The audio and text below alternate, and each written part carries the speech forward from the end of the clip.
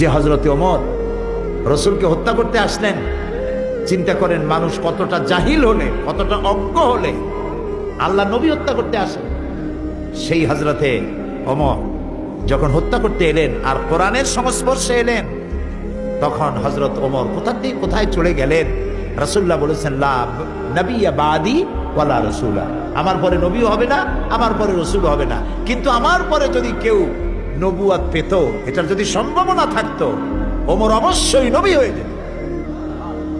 কোরআন zero থেকে hero বানায় দেয়। এই কোরআন নিয়ে রাসূলুল্লাহ জনগণের সামনে এলেন, মানুষকে দাওয়াত দিলেন, কালেমার দাওয়াত। দাওয়াত যারা সহ্য করতে পারলো না, তারা অস্ত্র হাতে নিল, কিন্তু রাসূল অস্ত্র হাতে নেন নাই, মার খেয়েছেন। এই কথাগুলো ঠিক কিনা? রাসূলুল্লাহ মার খেয়েছেন, বেলাল মার খেয়েছেন, খাব্বাব খুবাইব মার খেয়েছেন।